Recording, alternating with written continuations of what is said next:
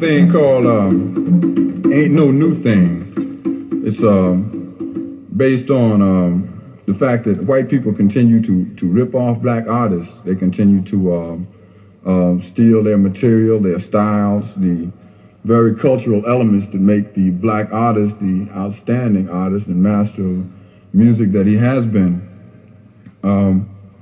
And it ain't no new thing, to tell the truth, that these things are going on. We point out very expressly the fact that Stanley Crouch comments on his album Ain't No Ambulances for No Niggas Tonight that Chuck Berry was doing like a very heavy thing, a very heavy rock and roll thing, the king of rock and roll as a matter of fact. But like white people couldn't dig having their daughters go to no shows and cream over no black man wiggling on the stage, so consequently they invented Elvis Presley and let him do it. So we want to get into that, call it Ain't No New Thing, and talk about some people.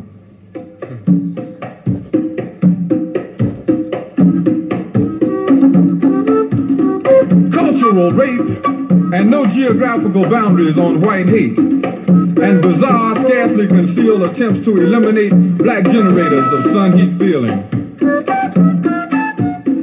Ain't no new thing to see demon veins curling out from under squeezed tight too thin lips and leaping at jugular veins in burning black throats that either blow or sing or cry or scream.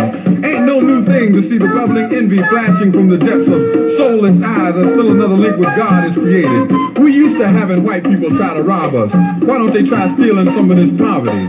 Ain't no new thing.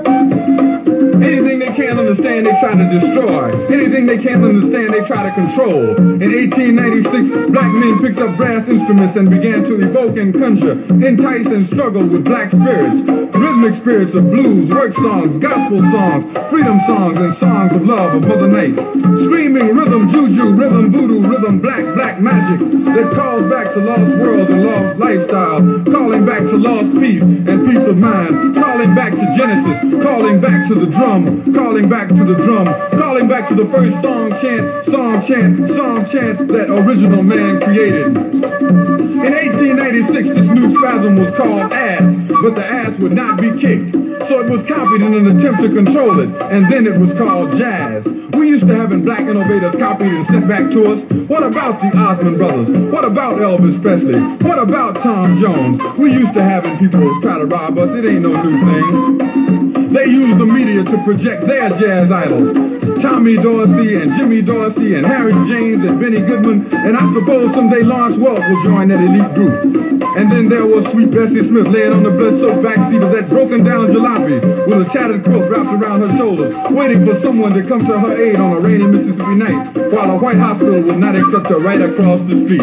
Ain't no new thing. Fats Navarro screaming through tormenting dreams, frustration ripping at his mind and bowels. Over 100 pounds melted from his brain as he battled that white powder mountain. Ain't no new thing. Cultural rape and no geographical boundaries on white hate hide black musicians away in funky smoke-filled nightclubs, the chitlin' circuit. Saturate their worlds with two-bit punks, washed-out baggy-faced white whores, weasel-faced yellow-skinned junkies, and cutthroat white managers, producers, agents, owners, and on and on and on. We used to having white people try to rob us. Ain't no new thing. We have dug his game. Charlie Parker will live on. John Coltrane will live on. Eric Doughty will live on. Billie Holiday will live on. Jimi Hendrix and Clifford Brown and Lee Morgan will live on in the sunshine of their accomplishments, the glory of the dimensions that they added to our lives.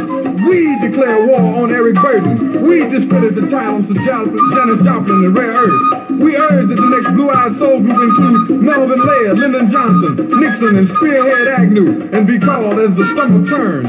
We urge that the album John Wayne Sings the Blues be released. Release the album J. Edgar Hoover sings James Brown. Release the album Wallace and Maddox sing Sam and Dave. Why not? We hear Tony the Tiger saying, right on, Tiger. We heard Nixon talking about power to the people. It ain't no new thing. It ain't no new thing. It ain't no new thing. It ain't no new thing. America is always the same old shit.